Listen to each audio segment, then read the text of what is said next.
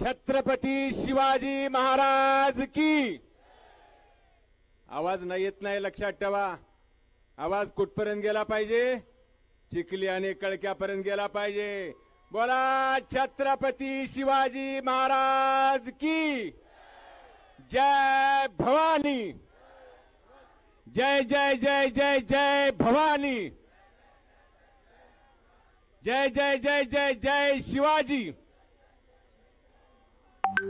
लोहा कंधार मतदारसंघामधील आपल्या सर्वांना आशीर्वाद देण्यासाठी उपस्थित असलेले आपल्या सर्वांचे कुटुंब प्रमुख आदरणीय उद्धवजी ठाकरे साहेब, मिलिंदजी नार्वेकर साहेब, रोहिदासजी चव्हाण साहेब, राष्ट्रवादी काँग्रेसचे जिल्हा अध्यक्ष भगवानराव आलेकर साहेब, ईश्वररावजी भोशीकर साहेब, या ठिकाणी व्यासपीठावर उपस्थित सर्व मान्यवरांची मी नावे घेण्यामध्ये वेळ नाही घेणार, कारण आपल्या सर्वांना मार्गदर्शन करून आदरणीय पक्षप्रमुखांना पुढच्या सभेला जायचे।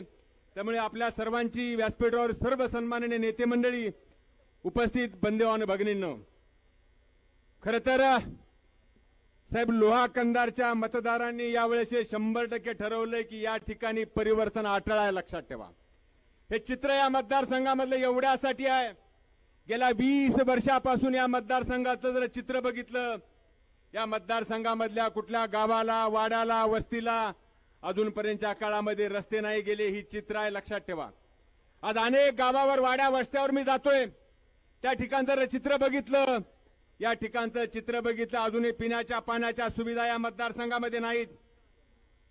खरं तर मी आपल्या सगळ्यांना विनंती करतो की माझ्या समोरचे 2 उमेदवार उभा आहेत, एकेकाळी सगळ्या पक्षामध्ये फिरून फिरून आत उसना घड्याळ हातामध्ये घेतलेला एक उमेदवार आहे, आणि या ठिकाणी आता दुसरे जे उमेदवार माजी आमदार या ठिकाणी होते त्यांच्या धर्मपत्नी या ठिकाणी उभा आहेत।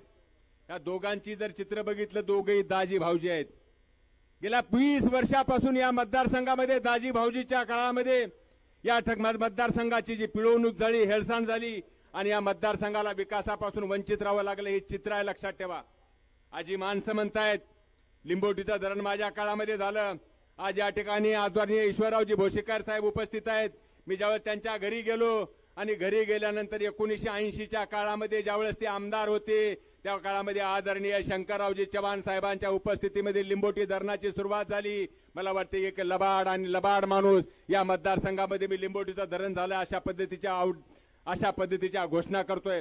बंधू आणि भगिनींनो, मी तुम्हाला विनंती करणार आहे, या ठिकाणचा जो कलंबरचा कारखाना होता, हजारो कुटुंब कलंबरच्या कारखान्यावर आपले पोट भरण्याचं काम करत होती। ज्या माणसाने कलंबरचा कारखाना विकून हजारो लोकांना या ठिकाणी देशोधडीला लावलं, अशा माणसाला आपल्याला मतदान करायचं का? माझ्या आपल्या सगळ्यांच्या समोर प्रश्न आहे।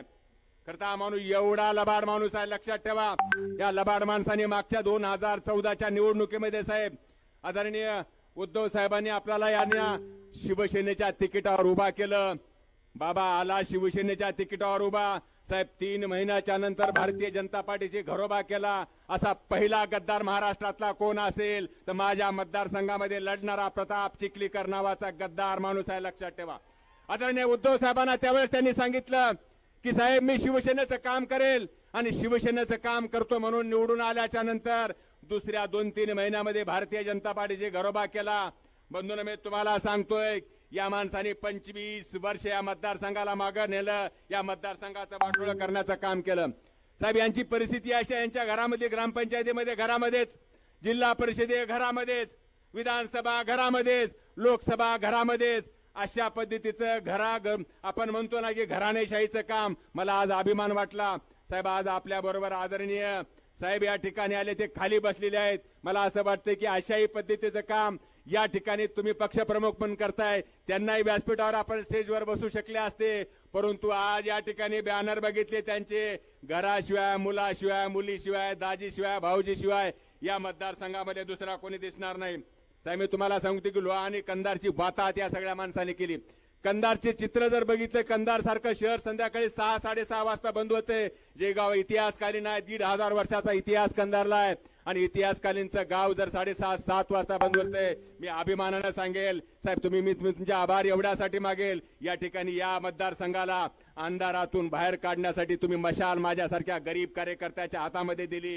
मी तुम्हाला अभिमानानं सांगेल साहेब कंधारचं शहर पुढच्या 5 वर्षाच्या काळामध्ये रात्री 10 वाजेपर्यंत चालू राहील आणि त्या ठिकाणी हजारो लोकांना हाताला काम मिळेल, हे अभिवचन मी या ठिकाणी आपल्या सगळ्यांच्या समोर देतो। साहेब, दुसरी सगळ्यात महत्वाची गोष्ट आहे बँकेची परिस्थिती। एनडीसीची बँक यांनी केली देशी दारूचे दुकान। मी खरं तर हळदा नावाचं गाव आहे जे माझ्या विरोधामध्ये उमेदवार उभे आहेत।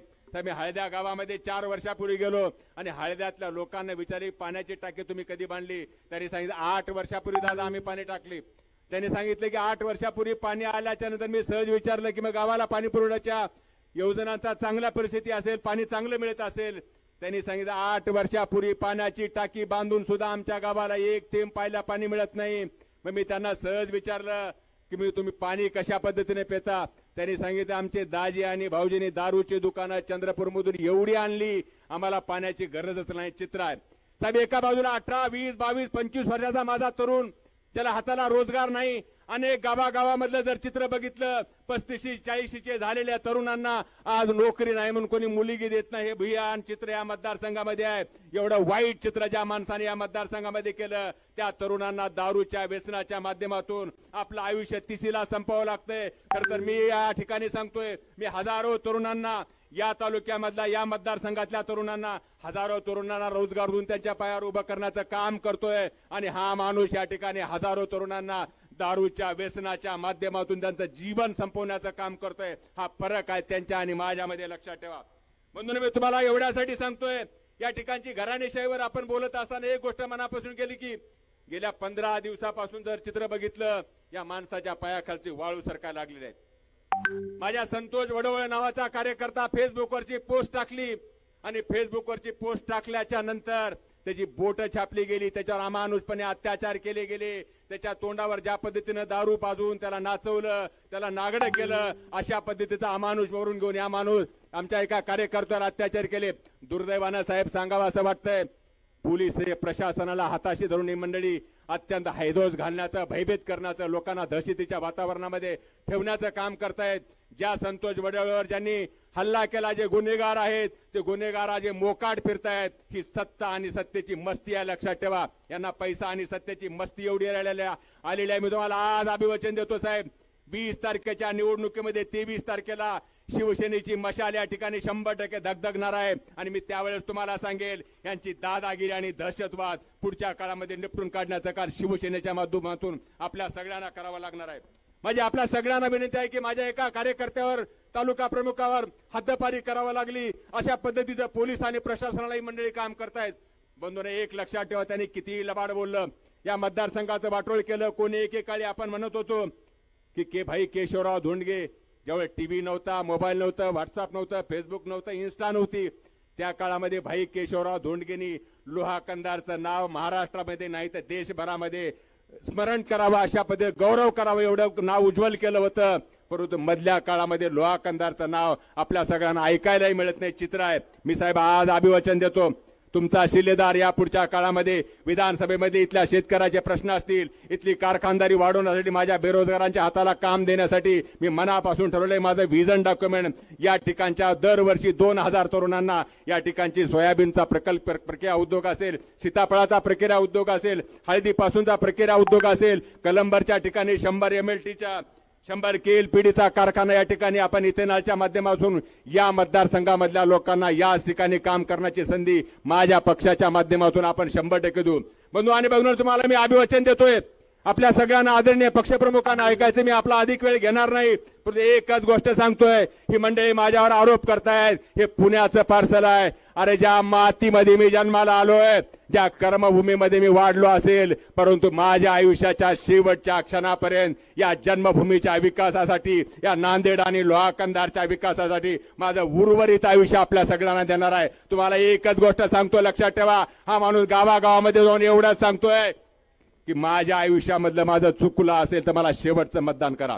अरे तुला शेवटचं मतदान आज करायचं, पण पुढचं मतदान तुझ्या मुलीला द्यायचं, मुलाला द्यायचं, बहिणीला आणि दाजी भाऊजीला द्यायचं. या दाजी भाऊजीच्या विळख्यातून या मतदारसंघाला बाहेर काढण्याचं काम आपल्या सगळ्यांना करायचंय. लक्षात ठेवा, मी तुम्हाला आज एवढा सांगतोय, तुम्ही मला एकदाच मतदान करा. या मतदारसंघाचं चित्र बदलण्याची ताकद आदरणीय पक्षप्रमुखांच्या आशीर्वादानं महाविकास आघाडीच्या माध्यमातून एकनाथ पवार 100% केल्याशिवाय राहणार नाही.